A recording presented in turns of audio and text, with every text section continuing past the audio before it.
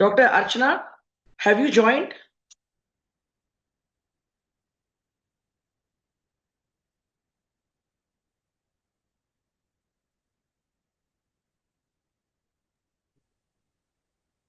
Yes, ma'am. Okay. So, Good evening, everybody. yeah, good evening. Good evening. Everybody is connected. The entire Jharkhand Ophthalmological Society is connected. All the postgraduate students are connected. So, welcome, Dr. Archana, on behalf of Jharkhand Ophthalmological Society. And this is a continued medical education program on preferred practice pattern in retina. So, we invite you for a talk on preferred practice pattern on retina. Dr. Archana Kumari is a senior video retina consultant in Prashad Eye Hospital, Ramgarh. She is also practicing in Medica Department of Medica Hospital Group in Ranchi, and she has a vast experience in video retinal diseases. So, over to Dr. Archana for preferred practice pattern in retinal diseases. Over to Dr. Archana. Thank you so much, ma'am. Thank you, CSC JHOS, Bharti Kashyap, ma'am, for giving me this opportunity and making all the students of Jharkhand so lucky that they have such a nice platform where they are able to learn from the best in the fields. So, thank you. Now, preferred retinal practices. Just for the ease that what we are going to talk today, I have divided it into three topics, like usually the cases that we see in our OPD every day. So the vascular causes of retinal diseases, mostly like central retinal artery occlusion, branch retinal artery occlusion, central retinal vein occlusion, and hemi-BRVO. Structural like ARMD, macular hole, VMT, retinal detachment, optic disc beat, and inflammatory conditions like post-op endophthalmitis, uveitis, exudative RD. Uveitis is beyond the scope of today's class, and post-op endophthalmitis we have had a detailed discussion in the last class. So the gold standard diagnostic suit. First, I would like to discuss because this is something that we all are actually. Is my slide visible?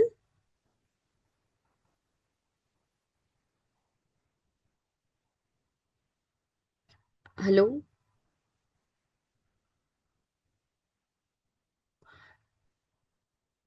So the gold standard diagnostic suite is multimodal imaging, evidence-based medicine, optical coherence, because today is evidence-based medicine, so optical coherence tomography, OCT for cross-sectional retinal anatomy and fluid monitoring, OCT angiography for non-invasive visualization of the retina and choroidal microvasculature, which may not be available everywhere, but fluorescent angiography has been mostly replaced by it. And fluorescent angiography, though, is needed in few places, especially like for identifying leakages, and fundus autofluorescence for monitoring geographical atrophy.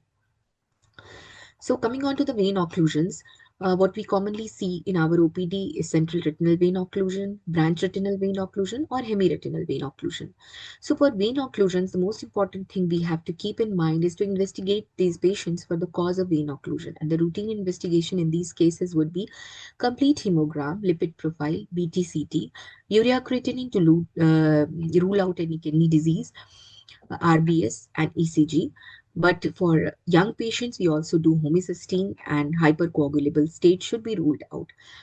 BP monitoring is a must because vein occlusion, the most common cause, has been found to be hypertension. Now, the sequel of the vein occlusion, how we have to manage it, is macular edema, which is the most common cause of diminution of vision at presentation. The treatment of choice intravitreal anti-VEGF or intravitreal steroids. But usually it is anti-VEGF, steroids only in selected cases when anti-VEGF is contraindicated or when the patient What maybe we probably see in cannot early afford. glaucoma, right? In early glaucomas, the inferior vulnerable zone will be affected. Therefore, the fibers from the inferior retina and the inferior macula will be Hello, affected.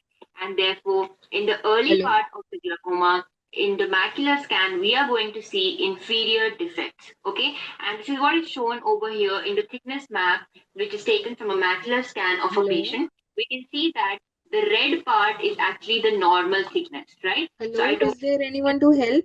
There The is some color coding technical error, I difference. think. If it is red in color, the more hotter color means This that it is technical good error enough thickness, right? It is good thickness. However, when it becomes the greenish or if it becomes bluish as seen over here, it means that the thickness is less. So we can see in this patient who is actually having early glaucoma, क्या we बोल can रही see है वो सुनो is actually कुछ बज drifting रहा है मैम, पीछे से the कुछ आ रहा है inferior क्या? temporal पीछे से क्या आ रहा है quadrant देखो भाई because the inferior audio temporal play हो रहा है. quadrant fibers are going into the inferior vulnerable zone which is affected Dr. earlier. Poonam's thing is Similarly, on unmute. Kindly ask her to mute herself. together in which red means dangerous, so it is showing the defect over here.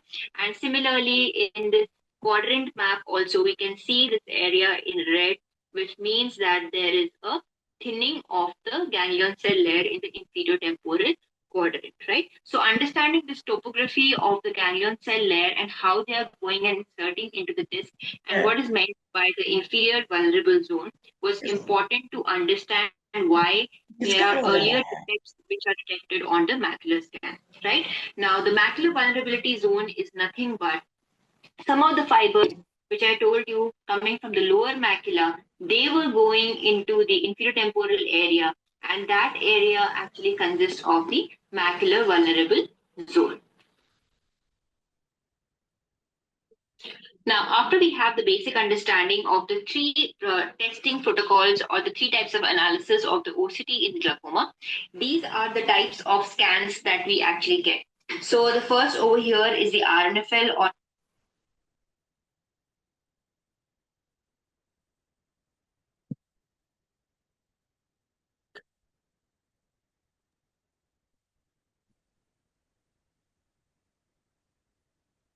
carry on Dr. Archana or Dr. Poonam was unmuted so she has muted herself. Okay. So, coming on to we have already discussed routine investigations of vein occlusion and the importance of BP monitoring. So, the sequel management, that is the most common cause of diminution of vision in these cases, is macular edema, where the treatment of choice is intravitreal anti-VEGF, and steroids may be used in cases where anti-VEGF is contraindicated. Second is ischemia-related issues, like ischemia may result in neovascularization and its complications like vitreous hemorrhage or tractional retinal detachment. In these cases, PRP and or sectoral laser may be needed according to the area of vein occlusion, and vitrectomy, if PRP is not possible, vitrectomy may be needed in these cases with proper lasering of the area of leakage. Next is artery occlusion. So artery occlusion, the most, if there is ophthalmic artery occlusion, patient may be NPL with no cherry spot. If central retinal artery occlusion is there, it can be arteritic or non-arteritic, which is very evident in history with the age of the patient more being in arteritic and with painful loss of vision. And there may be central retinal artery occlusion with or without cilioretinal artery occlusion, or there may be branch retinal artery occlusion. So how do we investigate these patients? Patient of central retinal artery occlusion, the investigation of choice is lipid profile, complete hemogram with ESR to rule and CRP mainly for arthritic cases, and RBS to rule out diabetes, which is a comorbidity associated with it. However, if the patient is less than 50 years of age, again, hypercoagulable screening of protein C, S, factor V laden, and antiphospholipid antibodies. Very important. The vasculitic screening. Ashok कौन आ रहा है? C ANCA, P ANCA, double strand DNA, ANE, and ACE must be Ashok done. Phone. Myeloproliferative or sickle cell. I think someone should mute. Someone's mic is on. So the first over here is the RNFL or the analysis. Dr. Poonam, please mute yourself. Poonam, please mute yourself.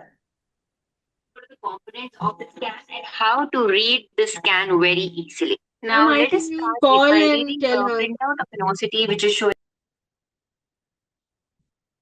Oh, thank you, Dr. Poonam.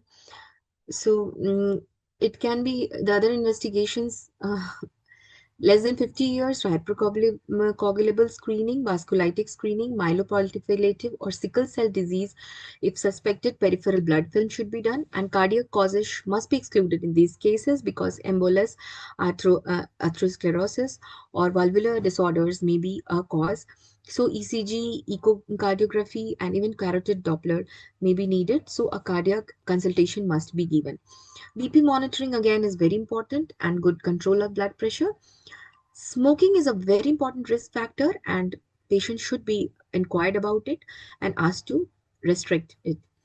So this is a case of branch retinal artery occlusion, as this was a case of central retinal artery occlusion. So what is the management of these cases? For central retinal artery occlusion, the acute management is to reduce IOP. That can be done by IV mannitol, acetazolamide tablets. Ocular massage is very important with the help of Goldman this scleral gonioscopic lenses, and that can be done for 10-5-10, like 10 minutes we have to maintain the massage, 5 minutes gap, and again massage. For reducing IOP, even AC paracentesis has been advocated. Vasodilatation with the view of releasing the embolus, especially in cases where emboli is seen, is very has been found to be important but not really proved in many studies. So sublingual iosorbide nitrate may be tried, inhaling carbozone or hyperbaric oxygen treatment, and pentoxifylline might be used. For arthritic causes, if established, though the confirmatory way would be only to take temporal artery biopsy, but here bolus steroid IVMP is very important and is found to be rewarding not only with the view of the same eye but for the other eye, because it prevents the occurrence of similar lesion in the other eye. Pars plana vitrectomy and intravenous or intraarterial TPA is still a matter of discussion and not been really proved to be useful in cases of artery occlusion.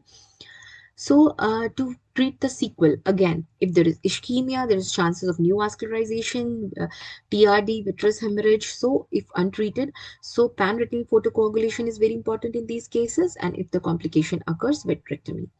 So, patients with CRA-AO has a very increased risk of future ischemic events, as high as 40%. So, it is our responsibility to push the patient to a multidisciplinary approach and counsel them for proper diet, uh, which is supposed to be like more of vegetarian diet and lifestyle modification, with the treatment of comorbidities like hypertension, hyperlipidemia, obesity, obstructive sleep apnea, and regular physical activity, smoking cessation, as I have earlier discussed, and even an initial course of 21 days or dual antiplatelet therapy has been talked about and is actually usually being given in these patients by our medicine counterparts. So diabetic retinopathy.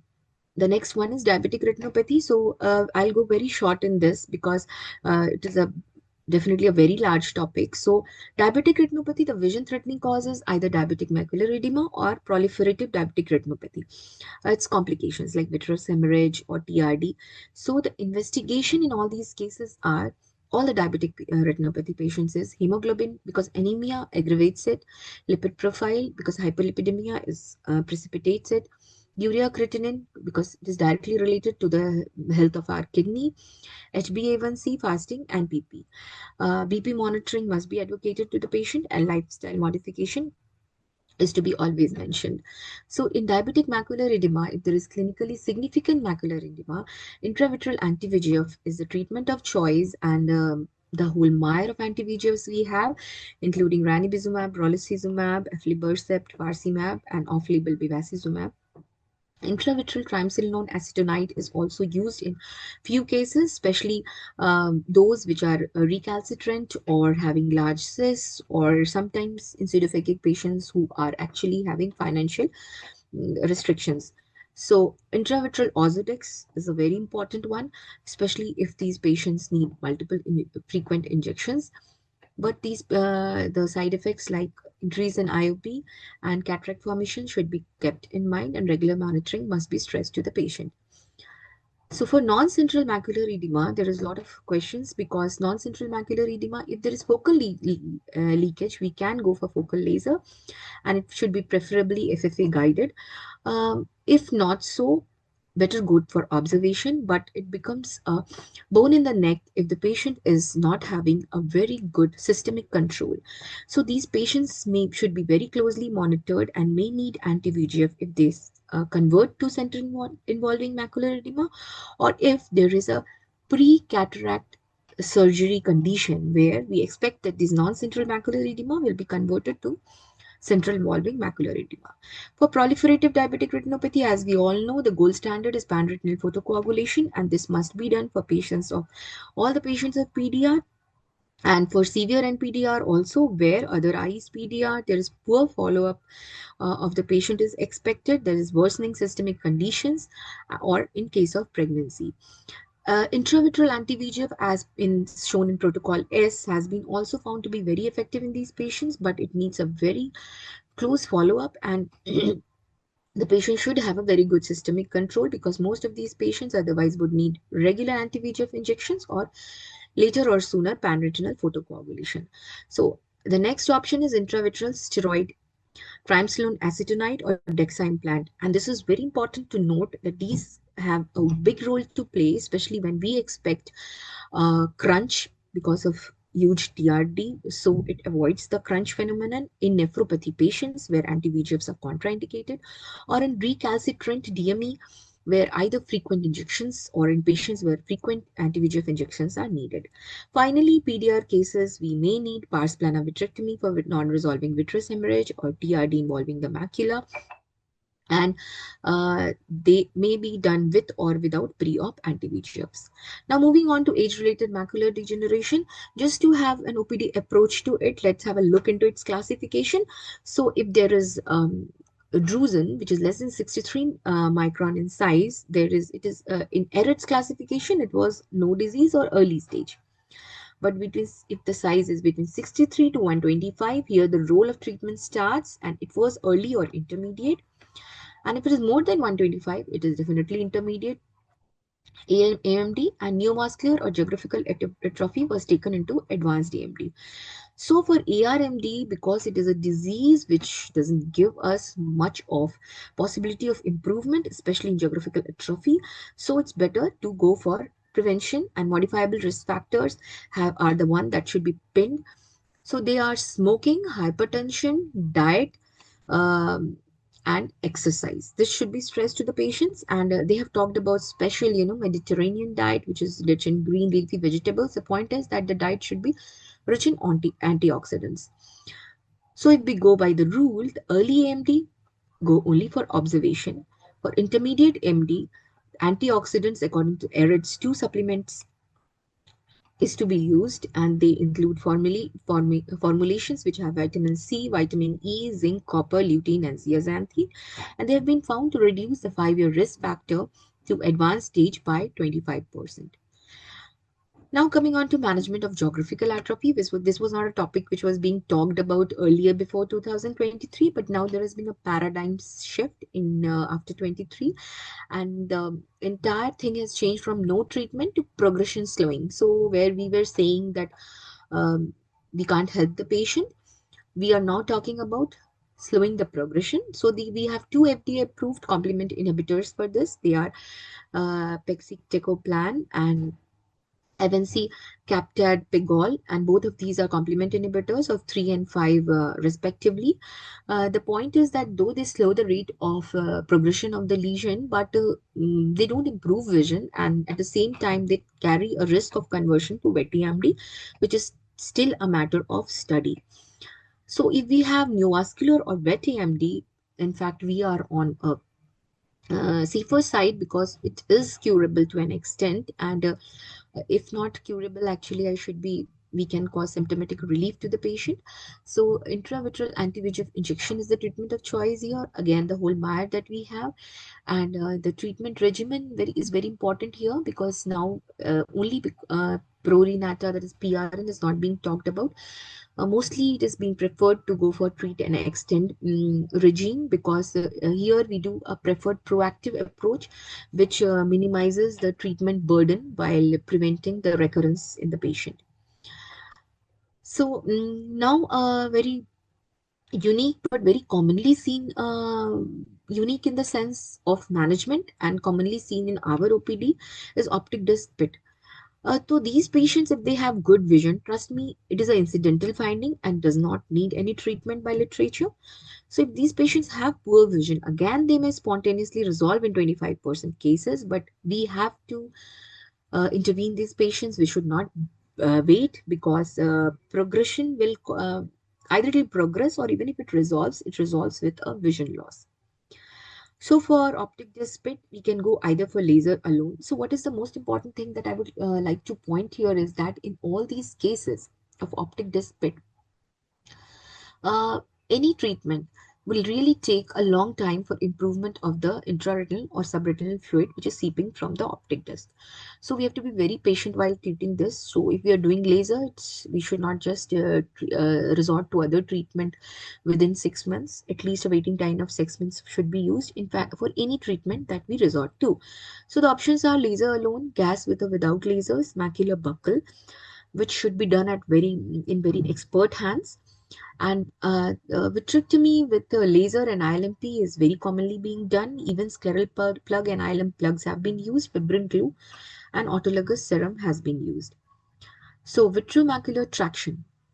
Now, why I'm talking about this is that, just to give an idea, we know that for VMT, like vitreomacular traction, a short definition that it is pull in the vitreomacular interface between the due to the hyaloid, the posterior hyaloid. So if it distorts the anatomy, it is vitreomacular attraction. And here, treatment should only be given if the vision of the patient is 6/9 or worse. And even in these cases, we should counseling is very important. And patient can be otherwise taken if it's they are very symptomatic, like they have metamorphopsia. So we can take up the patient for surgery. Well, I'll go more into detail of macular hole here. So macular hole, for treatment purpose, we follow not the glass but the IVTS classification, because it is an OCT based classification. So small, medium and large holes are less than 250, 250 to 400 and greater than 400 micron respectively.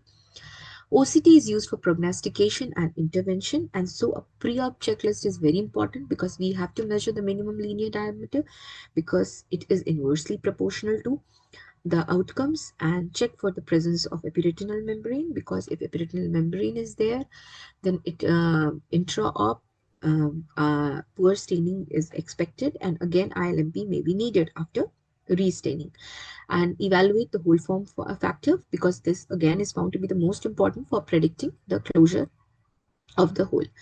So management of macular hole is very classic is pars plana vitrectomy with ILMP with tamponade of C3F or SF6 gas, and head positioning.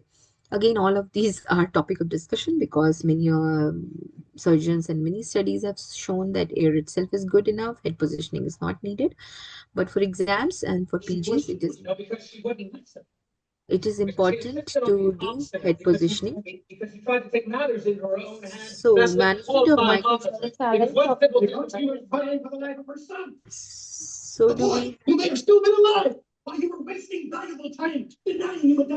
I think there is a lot of disturbance from the other end. Can we continue? Actually, somebody we are checking. देखो तो जरा कौन कर रहा है? देखो. Someone has actually, I think, left the mic on. किसका खुला हुआ है? देखो तो. किसका खुला है? Continue करते हैं मैम हम लोग. Continue करिए. Management of macular hole, the classic one is ILMP with tamponade, but membrane peeling is needed if there is ERM. Along with ILMP, inverted ILM flap, temporal flap, autologous serum, amniotic membrane graft, and macular hole massage with or without, neurosensory detachment causation in the 2 or 3 quadrants may be needed. And these 2 to 6 are not needed in the regular cases. It is mostly needed in cases like, where there is large hole more than 1000 micron, or there is chronic hole or refractory hole which has not closed even on first VR surgery. Now moving on to retinal detachment. So retinal detachment, again only going to the treatment. Pneumatic retinopexy may be tried if there is superior RD with break in the upper quadrant. And scleral buckling with cryo is used for phakic patients, young male with multiple breaks and absence of PVD. However, the gold standard today mostly is pars plana vitrectomy, especially 25 and 27 gauge. with tamponade. Actually, I should not say gold standard, but the most mostly being used because of the skills needed in scleral buckling is the one that counts. So pars plana vitrectomy with tamponade should classically be used from complex RD and RD with PVR. And now, this is the last disease that we are going to discuss tonight, and that is central serous chorioretinopathy. So, if there is acute CSCR, that is anything just less than 3 months of duration, first of all, the treatment is to observe the patient with, but along with this, conservative management should be asked for, like any kind of steroids, be it topical, oral, in form of inhalation. A patient should ask to be to quit it or at least reduce it in discussion with the primary physician. Tobacco, quit. He should be asked to quit tobacco. Hypertension has been found to be a very important risk factor, so controlling hypertension and BP monitoring is very important. Lifestyle modification, like taking a good night's sleep, exercise, and stress management by yoga or whatever ways the patient likes to be used, should be emphasized. For chronic CSCR, which has been told to be more than 4 to 6 months, either we can do a focal laser, that is FFA guided, if it does not involve the central part of the macula, which would not, where the burn will not cause fall in the vision. But we have a very good thing in our armamentarium today, and that is subthreshold micropulse laser. And these do not cause any choroidal scarring and just stimulates the RPE, and has been found to give excellent result for those patients, especially who have leakage in the central 500, matlab 300 micron of the macula. Actually, up to 500 micron, it's preferable to go for subthreshold macro pulse laser and avoid focal laser. Intravitreal anti-VEGF have been talked about to be used in chronic CCR, where it is multifocal and there is no clear cut, diffuse leakage has been found. There is no clear cut point of focal laser. And especially intravitreal anti-VEGF is used in secondary CNVM, secondary to CSCR. And last but not the least, eplerenone is the only one that we are left with in many cases where the patient does not respond with subthreshold micropulse laser. And trust me, there is a bunch of patients where we have to resort to this mineralocorticoid receptor antagonist use. And here what we have to keep in mind is that sodium potassium monitoring should be done and ECG should be done. It's preferable to take cardiac opinion also in between when patient is on eplerenone. So this is all about preferred retinal practices. Thank you all for your patient listening.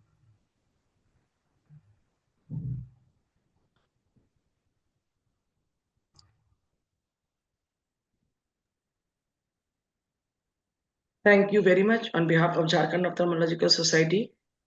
Ma'am, any questions? किसी को कुछ doubts है? कोई कुछ पूछना चाहते हैं? After whole day working, everybody is tired, but everybody is listening. I just hope. यहाँ पे भी 4-5 लोग बैठे हुए हैं, सब सुन रहे हैं. Ma'am is a great explainer, सब समझ आ रहा था. वाह. Thank you. I just hope that you use this. तुमको कुछ भी नहीं पूछना है. इरशाद, प्रज्ञा, ग्रेट रेटिना फेलो, कुछ भी नहीं पूछना है. प्रज्ञा जी, सबको सब समझ में आ गया मैम, सबको भूख लग गई है. Everyone. Yes, ma'am. आपको कुछ नहीं पूछना है प्रज्ञा जी.